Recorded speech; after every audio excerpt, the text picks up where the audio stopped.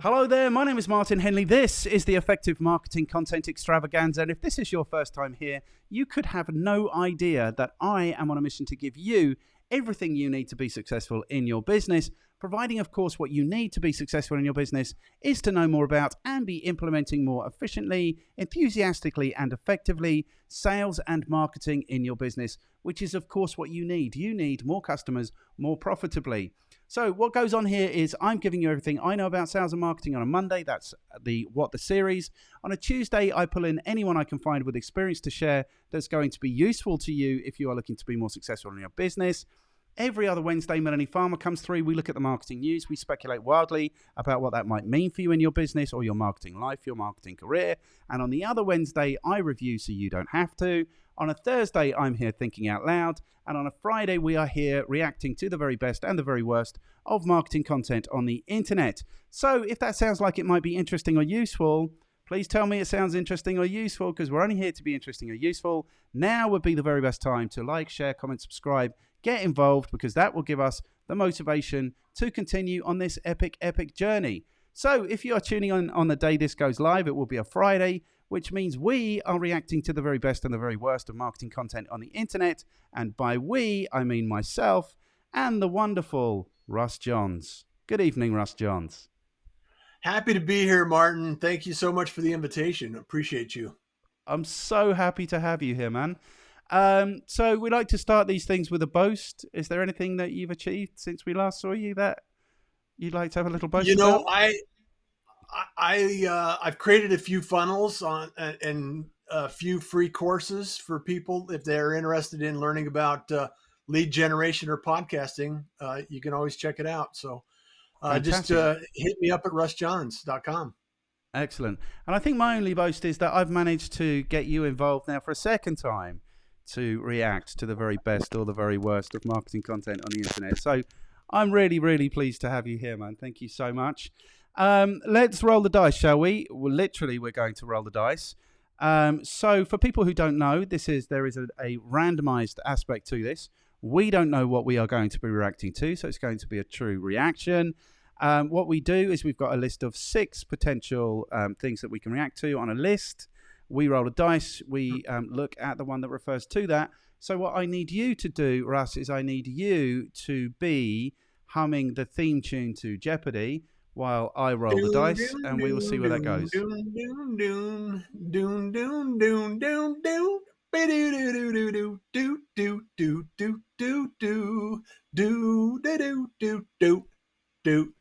Looks like number 1, Martin. It is number 1. It's number 1. So what we do then is we go to the playlist, which is here on Milo-Note. We copy and paste that, and then we go back to Chrome. We can make this full, and we can put this in, and it will take us to Robert Kiyosaki 2019, the speech that broke the internet to keep them poor. This video has had 29.3 million views. The channel, which is a Motivation Hub, has had 290 million views. Everyone knows Robert Kiyosaki. What are you bringing in the way of bias about Robert Kiyosaki, Russ? I don't know if I have bias. I've followed him, and I know that not everybody agrees with his philosophy. And so I'm interested to see what he has to say. Yeah, I don't think I've seen this video. No, I haven't seen this video either. Yeah. Okay. I read Rich Dad, Poor Dad. I thought it was hugely inspiring. I don't know. I'm not rich, so obviously didn't put it into practice. But I think Robert Kiyosaki speaks a lot of sense. And then what I've seen more recently is he's got quite agitated, angry, like at the situation that most people find themselves in, maybe unnecessarily. So that's I've not seen anything from this particular channel, Motivation Hub. Let's have a look at what Robert Kiyosaki has to say. Let's check it out. This one is only 10 minutes and 26 seconds long. We'll see how fast it is before we decide if we're going to speed it up. Let's put it on playback speed normal. Let's see what's going on. Do the rich people cringe and say, don't tell them that, Robert? Yes. Don't tell people what you know. Right. Keep them poor. My father was the head of education, Ph.D., all that stuff. I go home and ask him, said, why don't we learn about money in school? And he looked at me and says, because the government doesn't let us teach that subject. The government tells us what we can teach and what we can't teach. And I thought that was strange. And I said, but aren't we going to school to learn about money? He says, no, your job is to get a job. I said, but you get a job to earn money. He goes, no, you're supposed to just get a job. I went, no. Isn't the purpose of a job to earn money? He goes, you're correct. I said, so why don't I just learn about money? I can skip the job part, you know? And he got flustered and he said, if you want to learn about money, why don't you ask your best friend's father about money? And I said, why? That's Mike. So I asked him. He says, because Mike's father is an entrepreneur. And I said, what are you? He says, I'm an employee. I'm a government employee. I went, oh, what's the difference? He says, the difference is an entrepreneur must know about money, or they're no longer entrepreneurs. And he says an employee doesn't have to know anything about money. This is triggering me, man. This is triggering me. Yeah. Tell me more. Well, because it's so completely true. You know, you go to school, like schools are essentially factories for producing employees. Mm-hmm. I remember I had a careers conversation. I told them I wanted to be in television. They suggested I go work at the local television factory in the industrial estate. People don't know about money, but I think there's something gone on in the last 10, 15 years where everybody now is an entrepreneur. I don't think everybody is an entrepreneur. I don't consider myself an entrepreneur because I ran a business. I was a small business owner. You know, I wasn't creating wealth, definitely not creating wealth. I wasn't innovating. I was offering marketing services. You know, I was innovating with the quality of my thinking maybe and my delivery and my motivation and all those things. But I 100% had absolutely no idea how to run a business when I started my business. I absolutely no idea. So I think that what's triggering me is this idea that entrepreneurs know about money. Maybe they did when Robert Kiyosaki went to his mate's dad, but I don't think they do anymore. I think what's gone on now is that we've got all of these entrepreneurs who are essentially self-employed employees who still don't know anything about earning money. I put myself into that category. I'm not judging other people. You know, No. I work for the money I need. That's kind of what I do.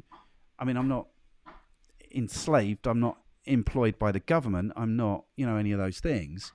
But I think it's kind of interesting that there is now, like the last time we spoke, we were talking about the fact that there are so many more small businesses.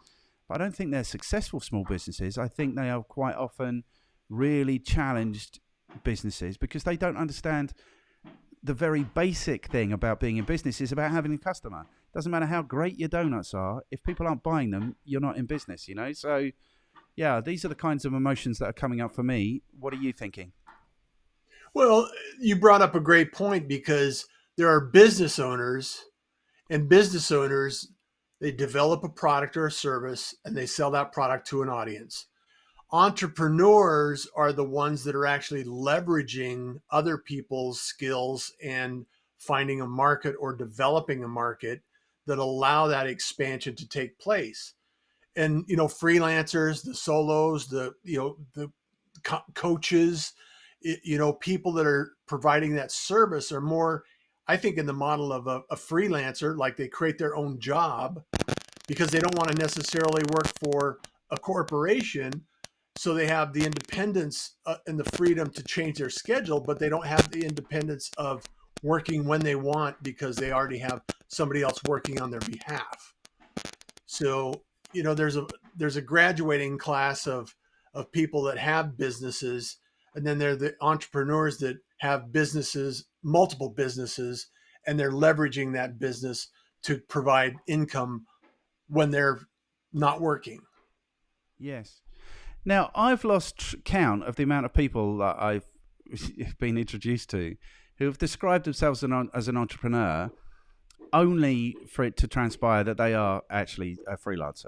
You know, that's fine. So Yeah. maybe they do have the freedom to decide when they work, but they don't have the freedom to decide how much they work, any of those things. So I think there has been some sort of switch and bait gone on. Like, I really can't stand Gary Vaynerchuk because he's an entrepreneur, apparently. There used to be in the word entrepreneur, because I think, like, the way you're describing it isn't the way I historically thought about entrepreneur. I thought about Sir Clive Sinclair. Do you remember he made that tiny little electric vehicle in the 80s?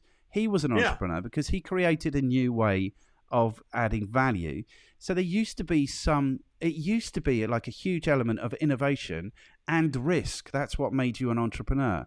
So people like, I don't know, Richard Branson were entrepreneurs, or Sir Clive Sinclair, or Steve Jobs maybe was an entrepreneur. You know, he found a new way to deliver value in the world, and it was hugely risky, but it was hugely successful. Elon Musk, yeah. So these people were entrepreneurs. The people who are graphic designers and go freelance, but think they're entrepreneurs, they're not entrepreneurs, I think. So there has been a bait and switch.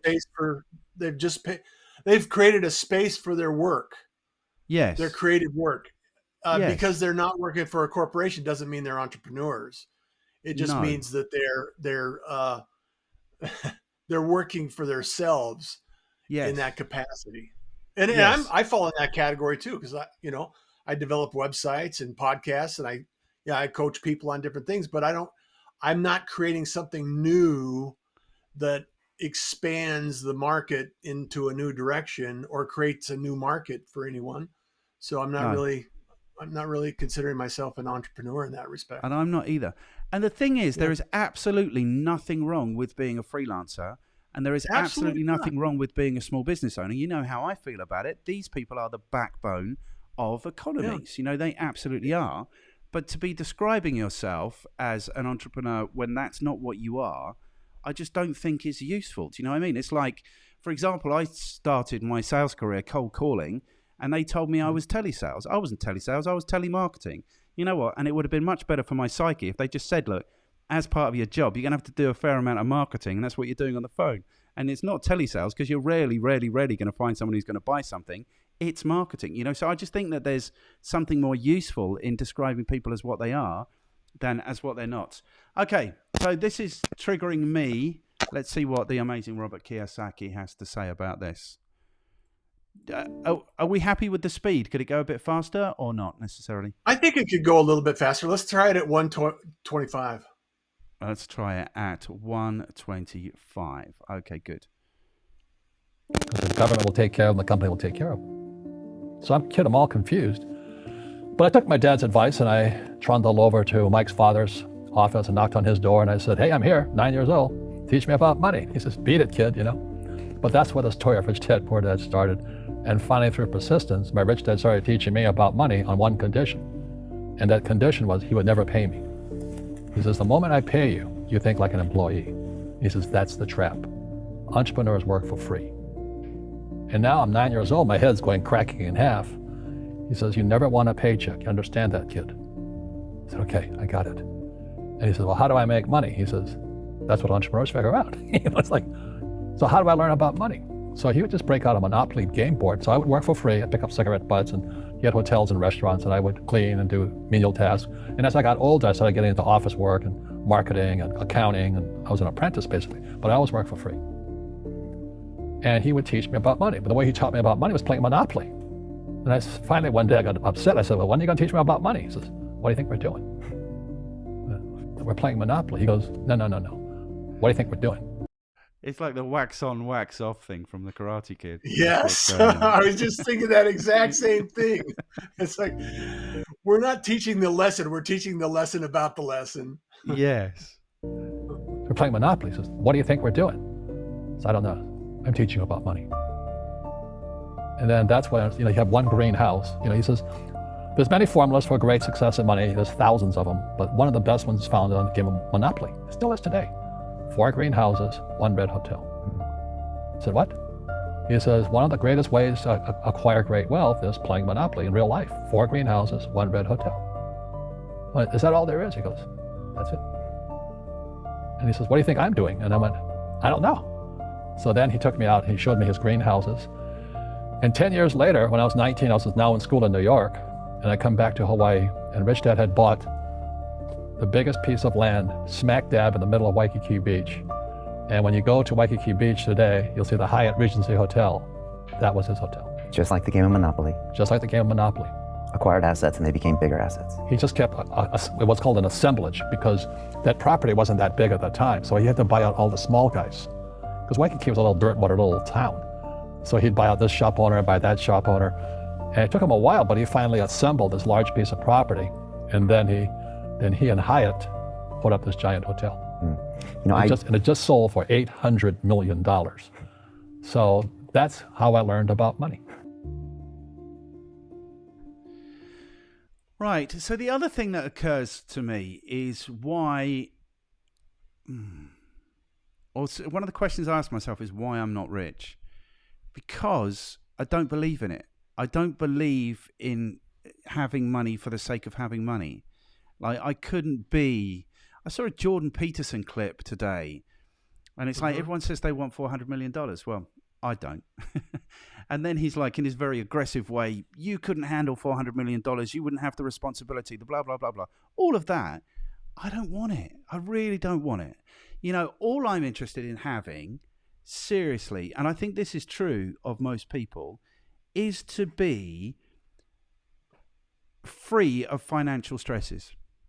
Mm-hmm. You know, if I'm there, then that 100% is exactly where I need to be. So does that make me a slave mind? Does that make me an employee? Does that make me any of these things? I think it makes me a pretty well-functioning member of society and economy, you know. So the thing is, I try and shy away from personal finance stuff because I don't know anything about it. But what I do know is that small businesses run their business finance like they run their personal finance. I certainly did. You know, my business finance was like a very hop, skip, and a jump, barely away from my personal finances. And it was difficult, you know. So this idea of being rich for the sake of being rich, I cannot imagine anything worse than being Elon Musk. I think wears it quite well. But Jeff Bezos, can you imagine? There's nobody in his life that is in his life other than the fact that he's worth hundreds of billions of dollars. You know, how could you go through your life imagining, you know, that everybody wants something from you or a small piece of what you've got? I don't know. I am anti this idea of being rich for the sake of being rich. I'm not opposed to being rich. However, I haven't, you know, it's almost like the same mentality that the competition has when you're in sports or any high producing output environment. And it goes back to, it's a game to them. It's not about the money. It's about the achievement of the money. It's about the acquiring. It's about the growth. It's about scaling. And I've never found myself to be an individual. I'm much like yourself. As long as I'm comfortable and I all my needs are met and I'm happy and I don't have to stress about life, I don't necessarily need to exceed past that. I don't want to excel. You know, I imagine it would be nice to have things. Then I think about, okay, well, when I have acquired a lot of things, you know, things in life, it was just a bigger hassle. I just had to, you know, there's more stress, there's more pressure, there's more, you know, keeping up with the neighbors or, you know, making appearances look good. And it's not necessarily less, it's not any more comfortable than having very little. The happiest time in my life when I was a starving musician traveling from, you know, town to town playing music. And, you know, I had very little, but I was happy as ever. So yes. So I've just done this thing, like the first thinking out loud was about objective setting, because objectives come up quite often in the conversations, the talk marketing conversations. And it just got to the point where it's like, it's come up so often, I need to put all of this in one place so I can refer to it. So the idea of thinking out loud is that there are no conclusions. But I was busy concluding because I spoke to Ben Kench, who wrote Sales for Dummies. the UK version. And he was basically saying, look, just do what you need to do. Like, why would you spend time with your kids and your family and stuff? And, that should be it. And there was a thing from David Goggins, and he said, don't look forward to the end. Like, just be in the race, keep running, blah, blah, blah, all these things. There was this thing about the infinite game versus a finite game. Businesses essentially are infinite games. They should just go on forever unless you are looking for you have a very definite exit strategy. So I was getting to that conclusion. And then I read The Most Successful Small Business in the World by Michael Gerber. And his assertion, he comes up with these 10 principles. Principle number 1 is you should 10,000x, or you should be able to 10,000x your business. So your business should have the capability to be 10,000 times bigger, have 10,000 more sites, have 10,000 more customers, have whatever it is, make 10,000 times as much money. And then I remembered, because I read The E-Myth in the early 80s, and that was about systemizing your business. This is what entrepreneurs don't know, is that actually you're in the business of having customers. And that motivated me for the 9 years that I ran my business as a marketing agency, having customers, doing things. And then it seemed to me like I might be selling my audience short. If I'm telling them, look, just play within yourself, get what you need, I'm selling them short, because this idea of 10,000xing your business is massively exciting, and that should potentially be, I suppose it doesn't have to be exclusively one or the other. It's like that could be the opportunity for you to 10,000x your business, which is what the Jeff Bezoses do, and the Elon Musks do, and the Bill Gateses and the Steve Jobs do. So maybe that is as valid. I don't know. Maybe it is just a choice. It's like, do I just want to play the finite game and make sure I've got everything I need and my family need and my staff need, or do I really want to 10,000x this and take over the world? Yeah. Well, and it's cause and effect. I worked very hard at different times in my life, and the cause was that, I worked hard, and the effect was that I spent less time with my family. And there was a cost associated with that. And, fortunately I have a good relationship with my son, and, I'm very tight with my son. However, growing up, I didn't spend nearly the amount of time that I would, looking back, I thought, and that's kind of how I grew up. The most time I spent with my dad was when I was working with him. We grew up in construction, and, the money I earned, I, bought motorcycles with, I, bought skis, and, did things, bought cars, and, I grew up there, and then I played music, and I was always working. I was working. I was working a job, an hourly wage. And that's the way I learned, just like, Kiyosaki says, it's, as soon as I take a paycheck, I'm an employee. I'm not an entrepreneur. Yes. So. Yeah, 100%. Let's check in, see what else Robert Kiyosaki has to say. I love having these chats, man. I love consuming this content. All right, I'm going to turn mine because they're hammering now next door. So I'm going to turn mine down. Okay. To what Robert's saying.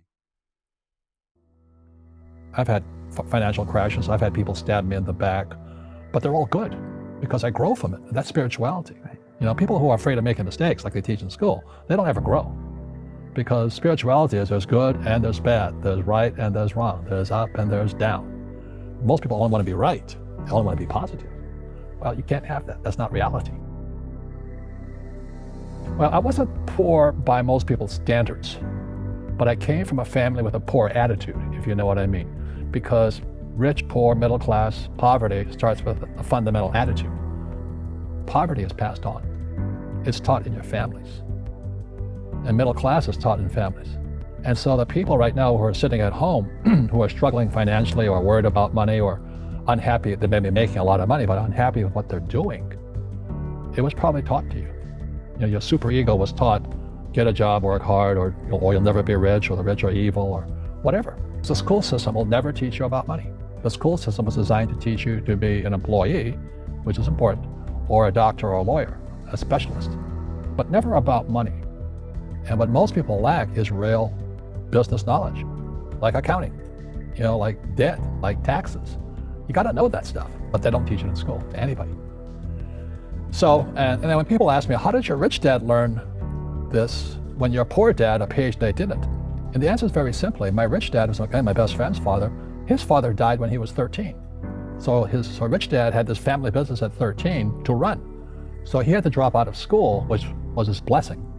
You know, there's blessings, and you know, sometimes the blessing doesn't look like a blessing, but it turned out to be a blessing. And then his teachers became his bookkeeper, his accountant, his attorney, his banker, his real estate agents. So he has what I call real teachers, not these fake teachers in school. You see, most teachers in school, they're out of ethics. They teach subjects they themselves don't practice. I asked the teacher, I said, you know, I'm in my third year of calculus now. It was called strength of materials. I said, am I ever going to use this stuff? He goes, no.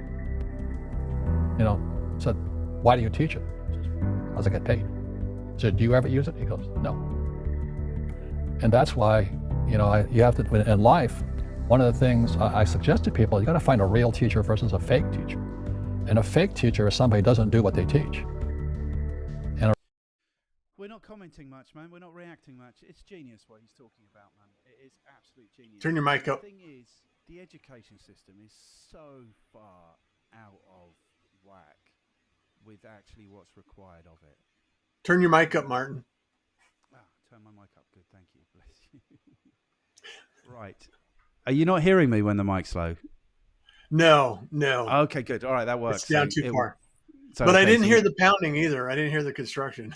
Okay, good. Okay. All right. So repeat what you said so we could share that. So what I'm saying is we're not reacting much. What he's saying is just absolute genius. The education system is so far out of whack from what's required.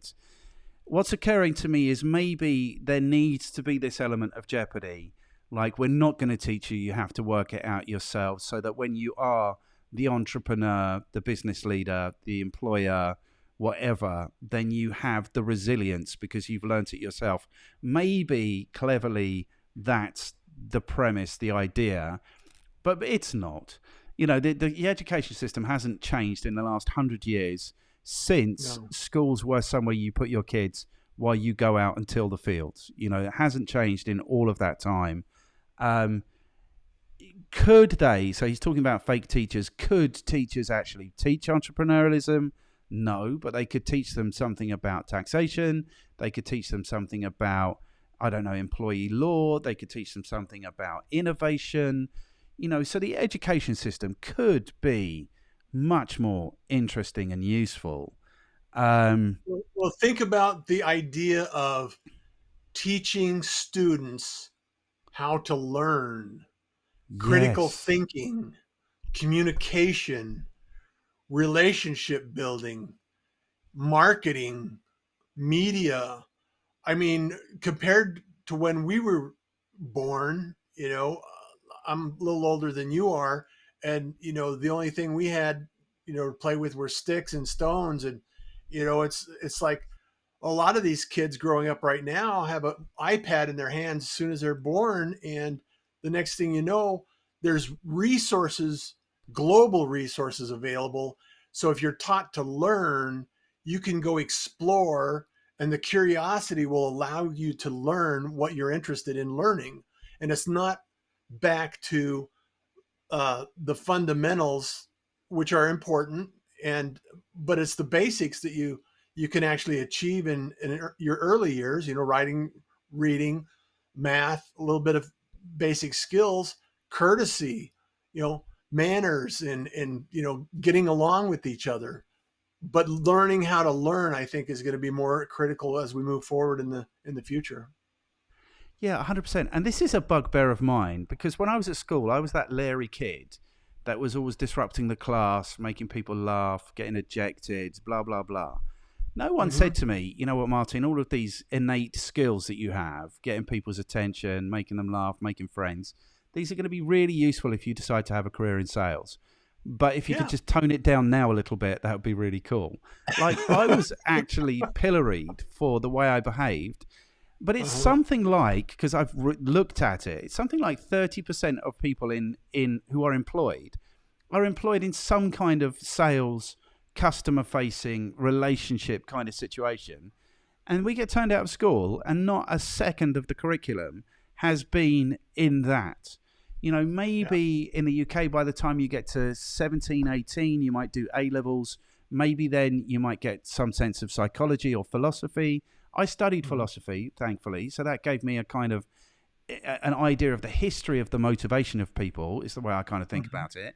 But up until then, I studied political philosophy is what I studied. But up until then, like, I hadn't been given anything that I honestly went into the job market. I graduated when I was like 25. I'd been digging roads and things in between.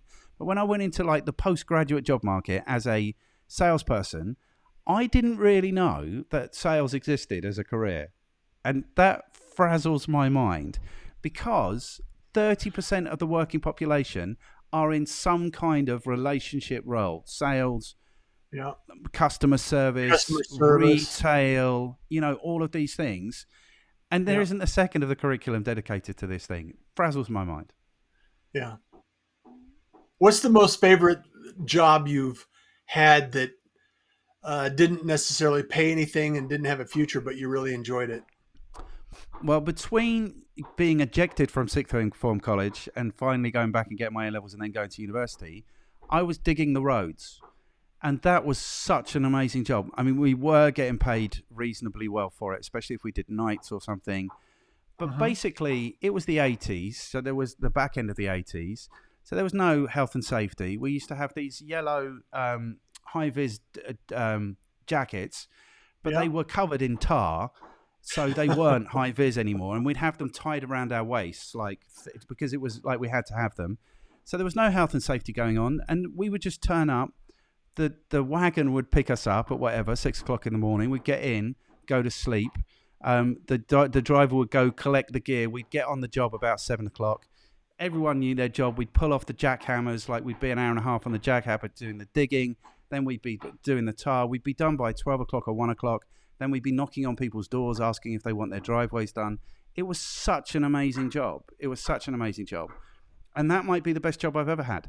At one point, we had contracts with Brighton Council, so I'd be on the back of a wagon, like shoveling tarmac with my shirt off, and there would be a sea of international students all in the UK to learn English languages. That was the best job I ever had. It really was. And I'll tell you why. It's because you go and you start, and then when you stop, you don't think about it again. Do you know what I mean? You don't think about it again until your alarm goes at 5:45. And you crawl into yesterday's disgusting clothes and crawl into the wagon. And do you know what I mean? It's like that was exactly it. So that's the best job I ever had. And yours was the music, was it? Yeah, the music. And all that time, I did a very similar thing because I would go to work in construction. I'd pour concrete and frame houses or, you know, whatever I needed to do. And then I would end that job. A lot of times I'd go home and I might take a nap or something. Then I'd go to work playing music, and I might get home at 2, 3 in the morning, get up at 5, go back to work on construction and you know, sleep in between. And then I'd teach drum lessons here and there. And I was always doing that thing. I did that for years, 12 years. So, yeah. But so it's there is crazy. something in being an employee, I think. So, and I don't think Kiyosaki, to his benefit, is saying don't be an employee. But what he is saying probably is learn about money. You know, that's what he's saying to his credit. Well, what it is, and the way I'm taking away from it is become educated on all of your options. Yes. Because there are a lot of talented people that don't fulfill their goals or their dreams because they're not aware of their options. 100%. Yeah. 100%. That's it. Okay, let's see what else he has to say. We've got about 3 more minutes of Robert Kiyosaki to go. He's such a cool guy. He's just got such a cool kind of temperament, and yeah, I really like Robert Kiyosaki. A real teacher is doing what they teach every day. So my accountants, my attorneys, they're in it every single day. That's how I learn, because every day I'm solving problems in my business. So I have accountants and attorneys and bankers and all these people. That's what I didn't know about being in business. Being in business is basically an exercise all day, every day in solving problems. That's it. It's just like all day, every day. Like you go to work and there's going to be 10 or 15 or 20 problems that have to be overcome. And that's basically what running a business is. Yeah. He was also a Marine. Was he? Yes. That helps. Yeah. Discipline. speed dial because I'm solving problems with my team. I see you giving this knowledge out, and Yeah. do the rich people cringe and say, "Don't tell them that, Rob"? Yes. Don't tell people what you know. Keep them poor. But unfortunately, the poor, as was in the Bible, I'm not real religious. The poor will always be amongst us because it starts up here. Right. It's that fear mentality. It's in their words, and the words become flesh. Again, I'm not really religious. I flunked out of Sunday school also. But when they say I can't afford it or I can't do that, they go down. They become what they say.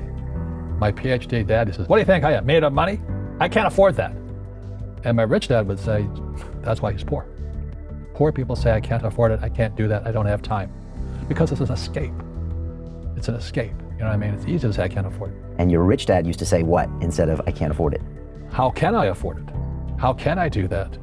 What would it take? Or why should I do that? He says a question opens the mind, a statement closes the mind. See, when you say, I can't afford it, your mind shuts down and you become what you say.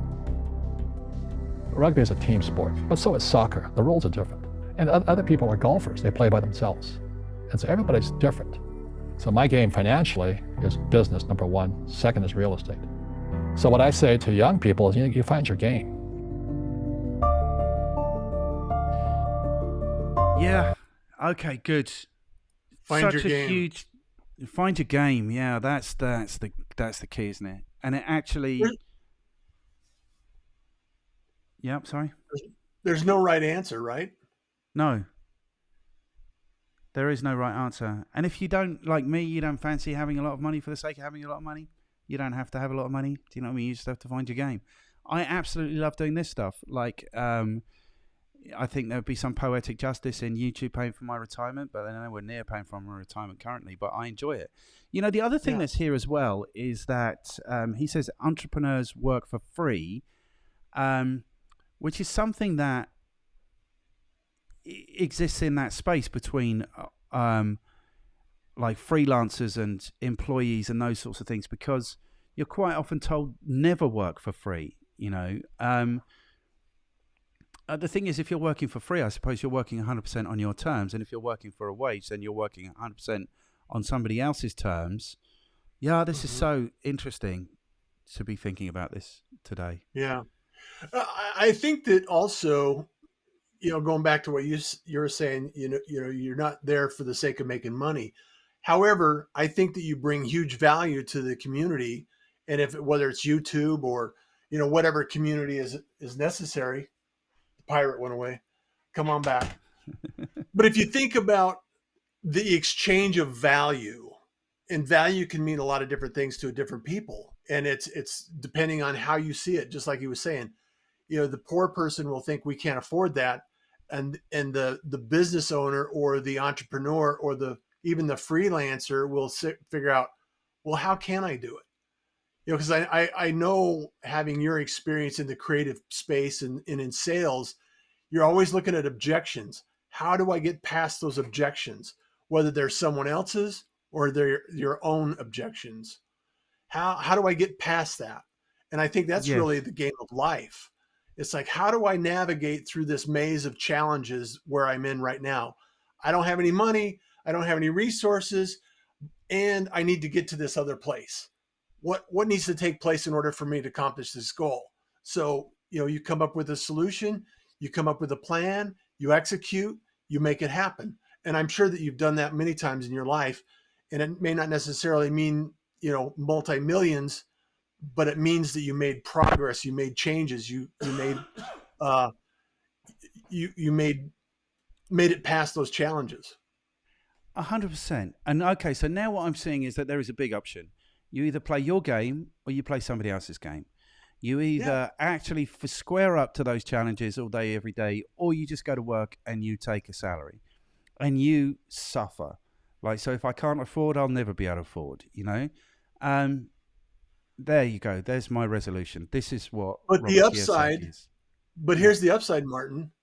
When you leave the job site, you don't have to think about anything else. 100%, yeah. It's defined for you. You don't have to make those choices. You made those choices, and that's what you live with. Yes. And I think the thing about, like, when I ran my business as an agency, I didn't think about anything other than my business for those 9-10 years. I never sat down to enjoy a game of football. I never sat down to enjoy a movie. Like, I was never at a social occasion where it wasn't somewhere in my head, there's this thing going on that I need to be, and I think that's a feature of running a business, is that you do that. Like, it changed when the nature of the business has changed. I don't have to think about it all day, every day now. But yeah, it is interesting. Let's have a look at the comments and see what other people are saying, because this one does have comments. So somebody saying, oh, there's a part 2. Okay, people that are scared to make mistakes never grow, but school teaches you to be scared of mistakes, says Robert Kiyosaki. It's always a good time to be rich, says Robert Kiyosaki.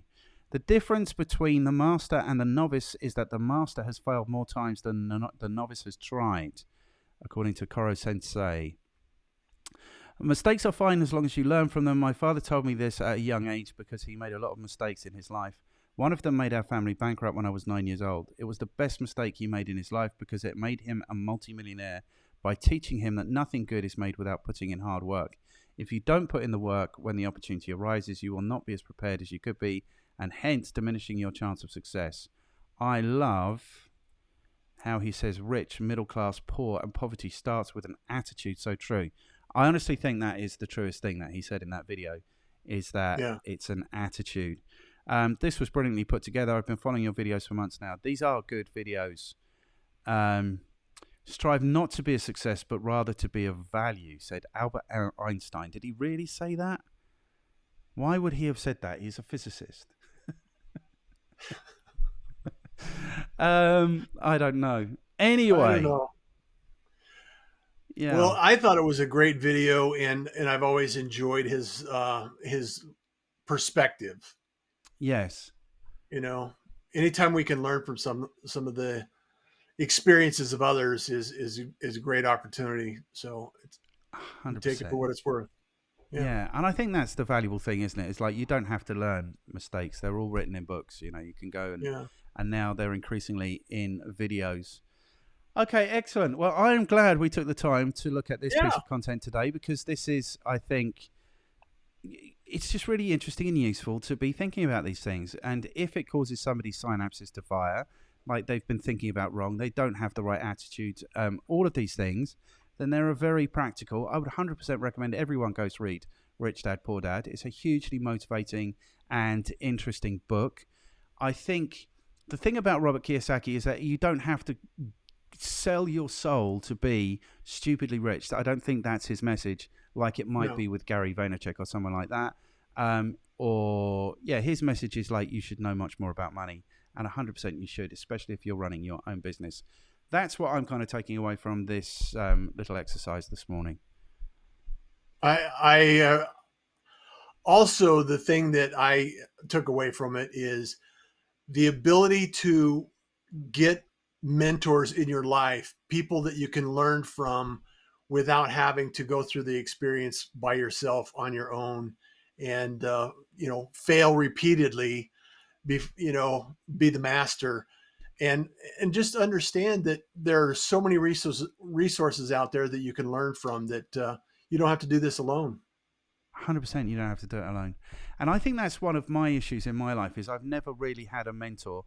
All the time I was employed, I felt like I knew better than the people who were running the business. And I didn't do, like Brad Sugar says, when you're employed, that's your opportunity, how to run a business, how not to run a business, and how to run a business.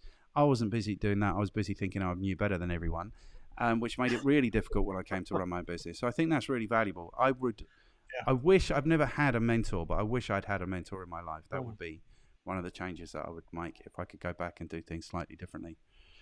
Yeah. Cool. Final thoughts? Well, thank you so much, Martin. I really appreciate this. This is a great conversation. It's a great conversation. I appreciate you being here. Thank you so much for that. So for the benefit of everyone who's still with us, thank you for being with us. We will be here next time you come through. If you haven't yet, now would be the second best time for you to like, share, subscribe, and comment, because that will give us the motivation to continue on this epic, epic journey. Bless you. Thank you for being with us today. Thank you for taking the time to check out this episode of Reaction Time. If you found this interesting and useful, then YouTube thinks you are also going to enjoy this, and this is the latest thing that we've produced. If you haven't yet, and you could take a second to like, share, subscribe, and comment, then that would do us a whole load of good, and it will give us the motivation to continue on this epic, epic journey.